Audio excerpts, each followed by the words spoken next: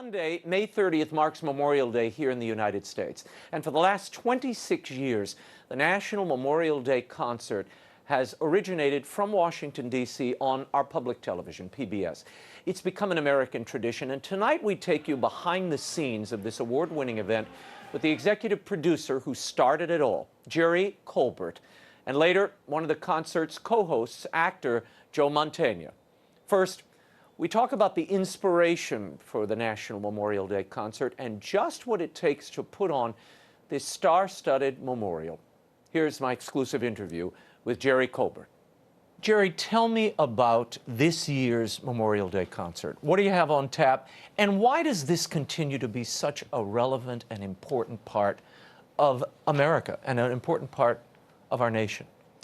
Well, I think that this is the memorial service for the United States, and it's become that over the years.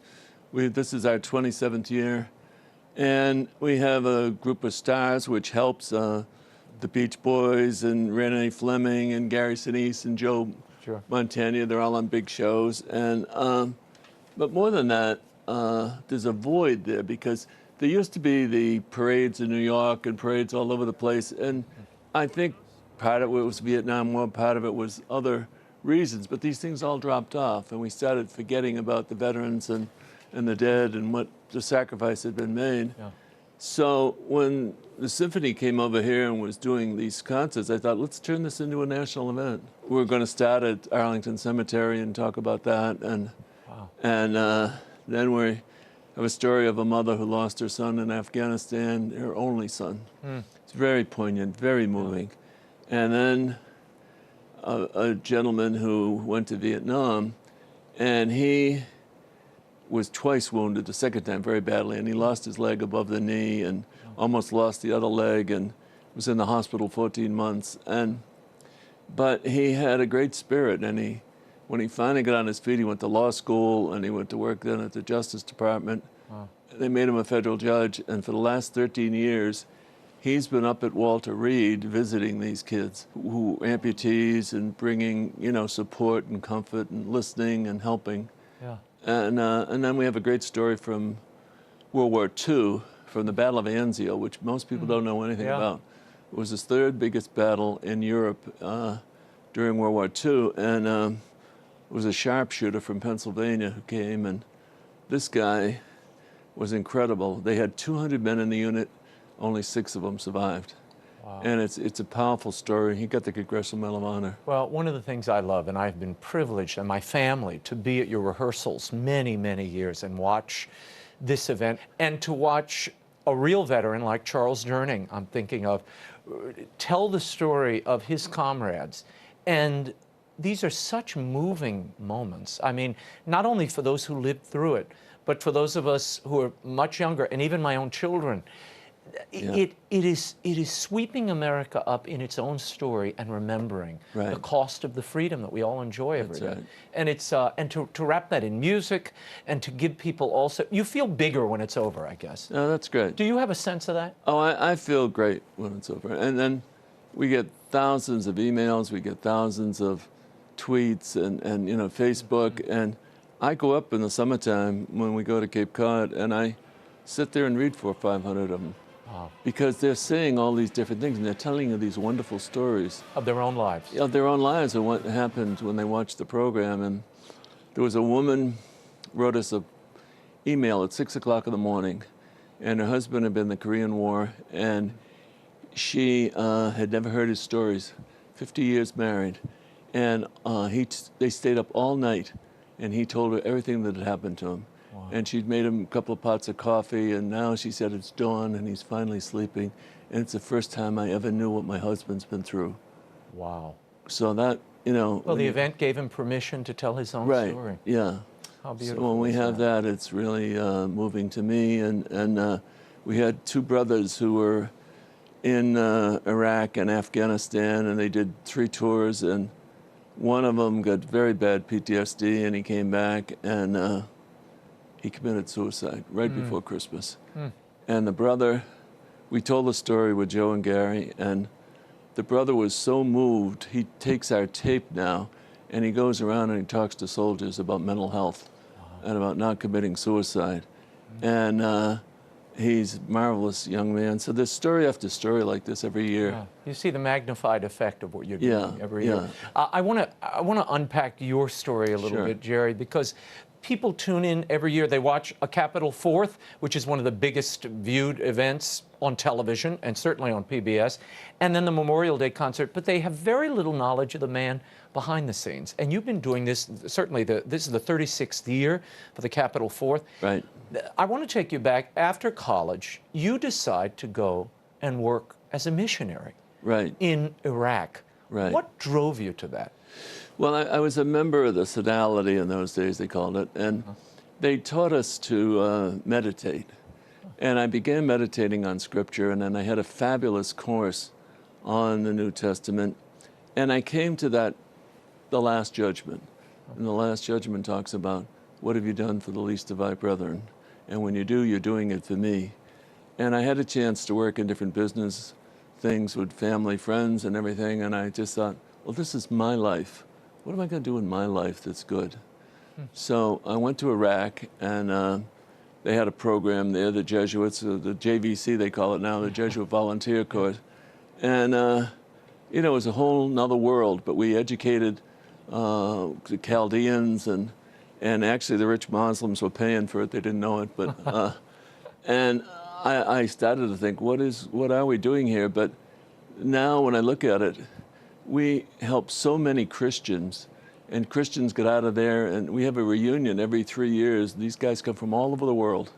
Wow. And their whole lives have been changed and touched because of what we did. So, you know, you never know the good that comes out of these things. And then you come home, you work in Chicago? And then we came home, my wife and I, and we worked in the inner city there in Chicago and with gang kids, and which was an eye-opener. I got a master's degree in urban affairs, but I realized that communications could have a bigger impact than trying to work in urban affairs, because without the money you can't do much, you know? So I went to New York, and I was part of the Center for Communication at Fordham, and Marshall McLuhan, the great media. Great Marshall McLuhan, unbelievable. Right, and being at his feet and all the other things we were doing in media. When did it dawn on you that it would be a good idea to have a national concert, a national event for particularly these two holidays? I know Memorial Day came later, but the Capitol 4th, how did you get involved in that? Well, the minute when the symphony decided to have this program done, they went up to Capitol Hill and they said they needed money to help support the players and keep it going. And so they gave them 3 concerts at the Capitol. And I said, wouldn't this be a fabulous thing to have a national event with the 4th of July? And, you know, John Adams said, you know, that this is a special day when there should be pomp and ceremony and fireworks. And the greatest day in America, and we should celebrate it every year. And so we've become the major national 4th of July for the country. And then a few years later, Memorial Day, and I thought, well, gee, there's nothing going on Memorial Day. They've canceled the parades.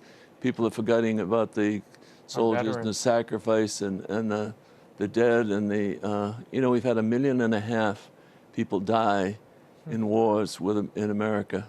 And for everyone who has died or has been badly wounded, there's 9 family members. So it's a big, big group that really, you know, the words of the Beatitudes, you know, that we should comfort those who mourn. Yes. And so that became my mission. Do you see this Memorial Day concert as a continuation of that same spirit of mission and service that you showed earlier in your life? Yeah. Yeah, I meditate almost every day on Scripture, and I'm trying to listen to what we should be doing, you know.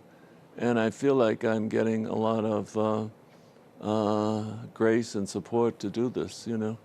And so there's a great quote. Bill Moyers and Sister Wendy did a show together. Yeah, Sister Wendy Hilliard. Oh, yeah, what a pistol she is. Oh, yeah, and she's fun. so they got talking about the great masters in art, and they said, you know, what they were trying to do and what they were trying to communicate. And she said, well, they're really, in the religious side, we're trying to communicate a sense of prayer and a sense of reflection for the people. So that's what I'm trying to do with this program, is to get people to reflect and to remember the sacrifice, to then reach out to some of the people who need their help, and that as a nation we remember and we are grateful.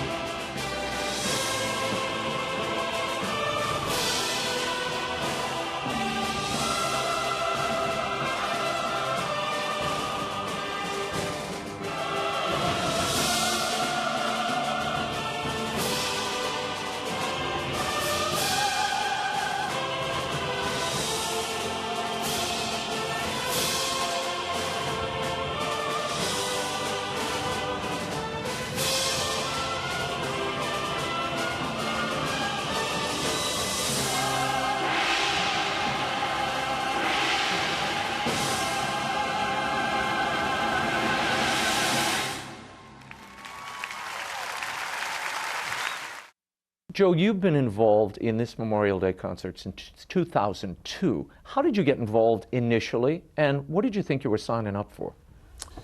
I got involved initially due to my dear friend Charles Durning, the late great actor Charles Durning, who was a World War II veteran himself, a Silver Star recipient, and a dear friend. I'd worked with Charlie numerous times. And at that time, we were both doing a television series called First Monday. And he had mentioned to me, he says, you know, I do this concert every year in Washington. We'd like to bring in actors, and would you like to do it with me? And I have to say, I was one of those people where Memorial Day was, you know, it was a weekend set aside for, you know, for Memorial Day. But I had a lot of family that had been in the military, but everybody came back from the conflicts. I had 5 uncles who pretty much raised me, very influential in raising me. All World War II veterans, but they all came back and they never talked much about their service. So it was Memorial Day probably had no more significance to me than to many people who look forward to the Indianapolis 500 and barbecues and everything else. Yeah, it was just a day to get together with the family and a day off. Right. But I said as a favor to Charlie, I said, sure, Charlie, that sounds like an interesting thing. You know, let's see what this National Memorial Day concert is all about. And I mean, to sum it up, doing that concert that year, and I have to remember this is the Memorial Day right after 9/11. Wow. Doing that concert was profound for me. I mean, it literally set a portion of my life on a different path in a way, because it had such an impact on me. The best way I could describe it is here I'm standing up on this now a stage, not knowing again what I was in for. Yeah, getting into. But I get up on the stage, and in front of me are 250,000 people, let's say, the live audience on the west lawn of the Capitol. I'm looking at the Capitol building. The flag is flying. Next to me are 2 huge movie screens showing planes flying into the World Trade Center. Behind me is the Washington Symphony Orchestra playing Mozart's Requiem.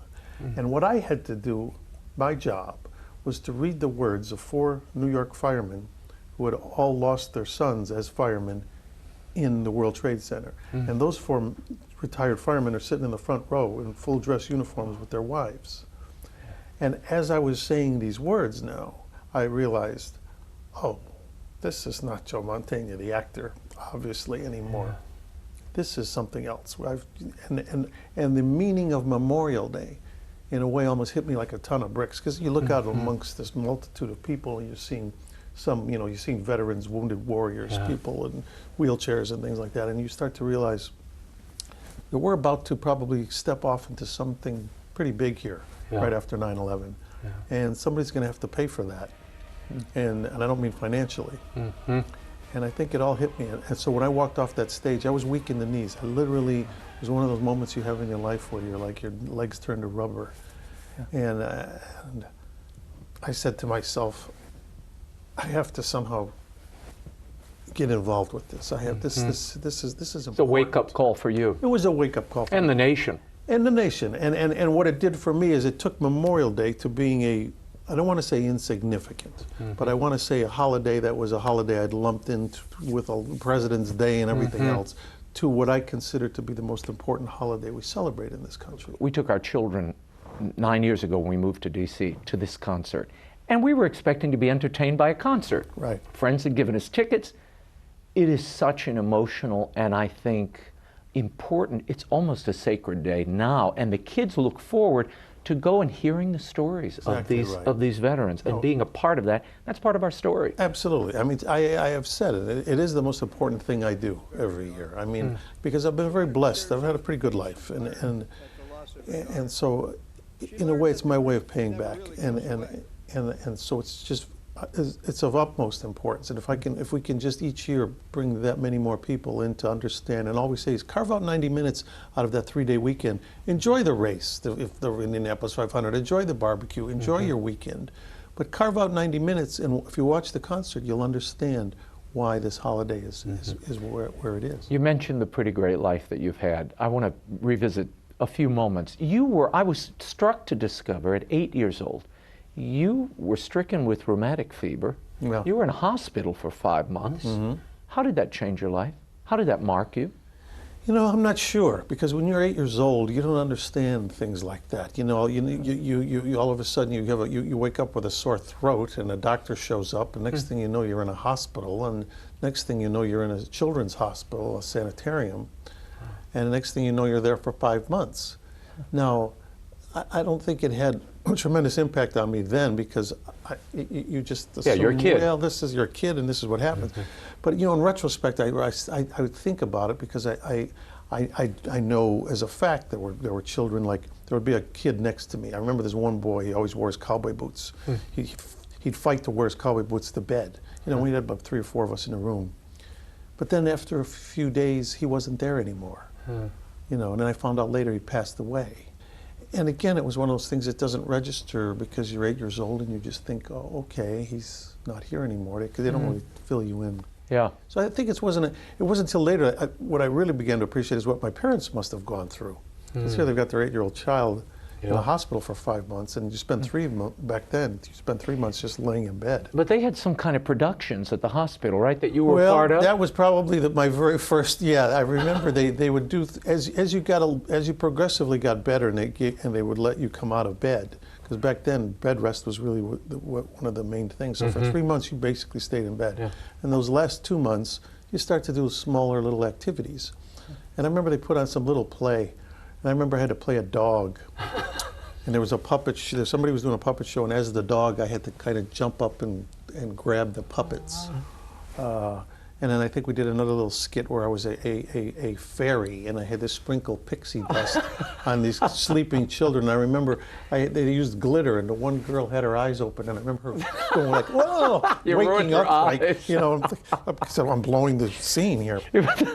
Joe, it was a precursor to Criminal Minds. You were tormenting the poor little girl. But I tell you, after those 2 performances, it never even crossed my mind that I would be an actor. And in other words, that wasn't like I had this moment of like, wow, this is what I want to do the rest of my life. I'm really good at being a dog. I was thinking, I'm not very good as a dog. I'm not very good as a pixie. I have to look elsewhere. So it wasn't until I was, let's say I was 8 years old then. It wasn't until about 8 years later, when I was about 16, that I think was the thing that happened that kind of set me off on the path of being an actor. Now, I read an article where you were raised Catholic, but it really wasn't until the birth of your daughter Mia, which was a premature birth, that you were your faith sort of came to the fore. Do you remember that moment? Yeah, it's hard to talk about. Yeah, I mean, you know, your first child is born, and it turns out, due to circumstances, they have to do an emergency surgery, and she's born 3 months premature, and she was only 1 pound 13 ounces. Yeah. And I remember, you know, we weren't raised in a very, you know, we were Catholics, but my father was not a practicing Catholic really, or neither was my mother, but we went through the motions and things like that. I went to Catholic school for a couple of years, but it was just, I guess because my father had been in such ill health most of his life, he just, I don't know, wasn't on his radar. But I remember that night when my daughter Mia was born at the hospital, and we didn't know if she was going to make it or not. And I remember going into the chapel in the hospital and just walking in there and saying, look, I know I haven't been very good. I haven't been like the star pupil in this school here. But we've all been there, Joe. Boy, if there's anything to this, I really need a little help right now. And if we can just, you know, just, I'm not sure how this is going to turn out, but if at least, you know, if you could just spare her, I'll try to do better. Yeah. And she was spared. Now, your daughter Mia was born with autism. She's now grown. She's a makeup artist. Well, she went to makeup school. You know, 'cause she has a real fascination for it. You know, she'll be 29 years old next month. You know, her autism still would keep her from probably. You know, she can probably assist somebody and be involved in it some way. But it's still her language is still very. It's almost like English is like her second language, and we don't know what that first language is. Yeah. And so in many ways she's 29. In many ways she's 10 years old. When we go to Disneyland, she just wants to meet the princesses. You know? But there's a certain innocence about that too, and a certain, you know, things happen. Look, everybody's got a story. Yeah. You know, that's my story. But What did you learn from her? What surprised you about being the parent of well, an I autistic think child? partly that first of all, that nobody gets a free ride in this life. You know, I don't care who you are. And so if these are the cards that I've been dealt in my life, you know, so be it. And what you know, look, if I had a choice, if I could have one wish tomorrow, it would be to take away the autism that my daughter has and let her live a more normal life. Of course I would want that. But that's not going to happen, and it's okay. She's comfortable with it. She's a happy young woman. And the benefits of it, I should say benefits, but some of the positive sides of it, this is a person who does not have abstract emotions like envy, jealousy.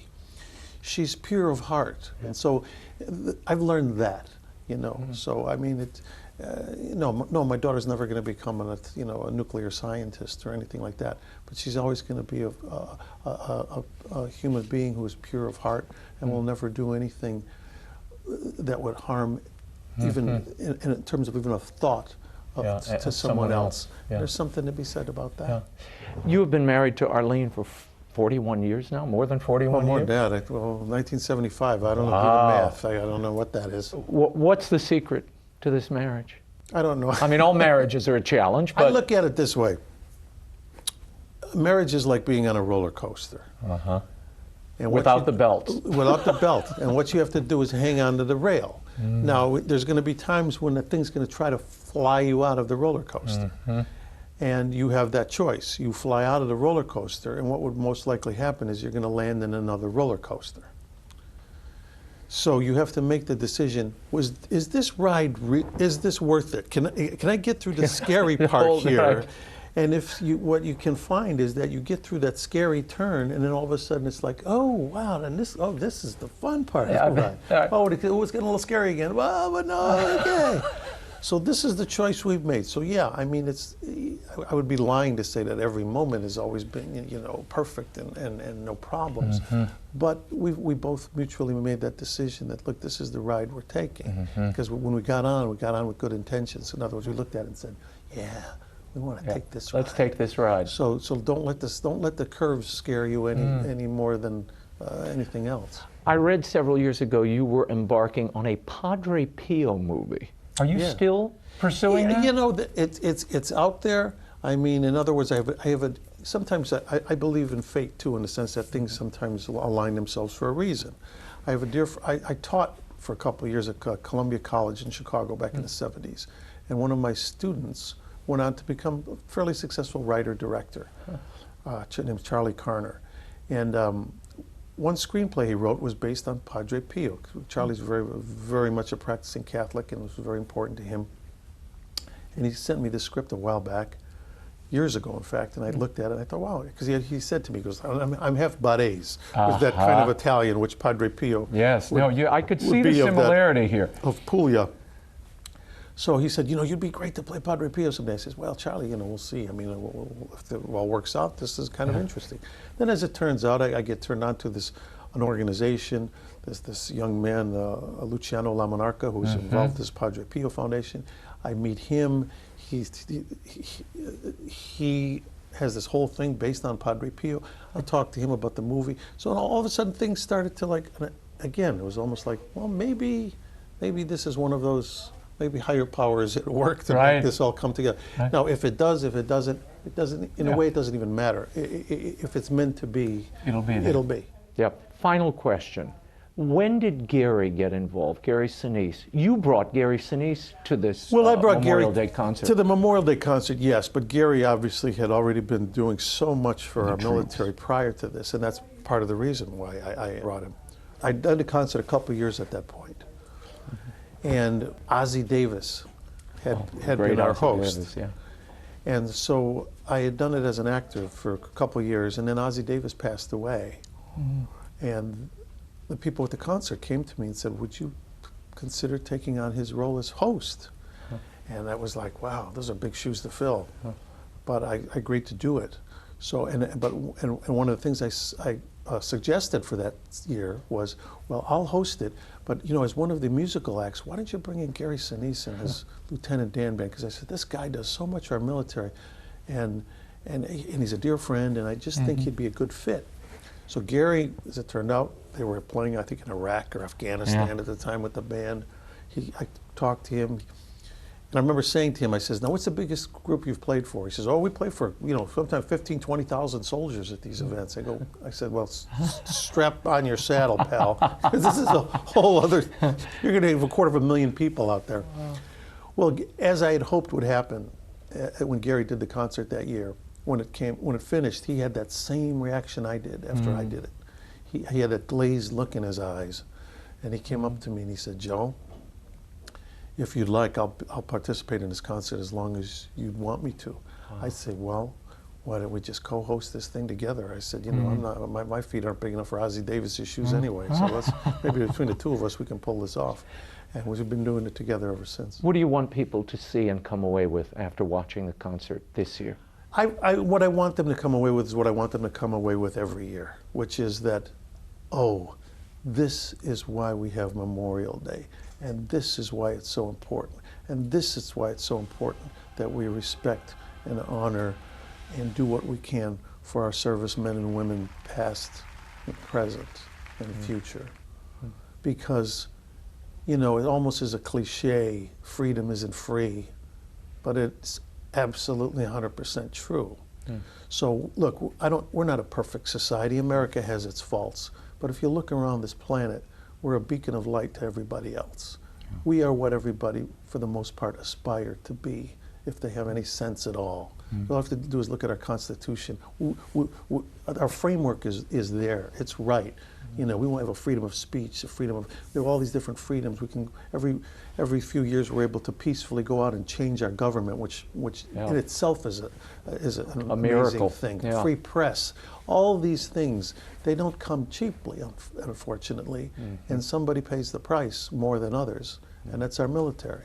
So I want people to come away with that, like, enjoy your holiday, but don't forget who made it possible. 1 minute to live. 1 minute. Hosted this evening by... I'm Joe Mantegna. I hope you'll join me and my colleague Gary Sinise as we host the National Memorial Day Concert. Here we go. Stand by. We entertain for a living. That's how we both make our livings. But this is something else. This is the real deal for us. I can't think of a better way to be spending Memorial Day than right here in the front of the Capitol with so much talent, veterans everywhere this weekend. As long as people can get here, they do. To have some of the people in the audience who are actually telling their stories makes it very, very personal and very intimate. Through them, they represent so many others who have gone through these similar things in their wartime experiences. And so to be able to honor them by telling their stories and presenting them to our country, I think brings our audience in a more personal way to what we're trying to do here, which is to honor those who have sacrificed. It's a privilege. I look forward to this every year, more and more each year, and to have him next to me is, I know he's got my back, I've got his. The National Memorial Day Concert airs live from Washington, D.C. on Sunday, May 29th at 8 p.m. Eastern Time on PBS. It's co-hosted by Joe Mantegna and our friend Gary Sinise. Don't miss it. And a personal note, I will be in Houston, or in the Houston area, on Saturday, June 11th and Sunday the 12th. I'll be at the Arch Homeschooling Conference on the 11th and at Our Lady of Walsingham on Sunday morning, June 12th, for a talk and book signing. Come join me. Details are at RaymondArroyo.com, and I'll be in Cincinnati in a couple of weeks, too. More on that soon.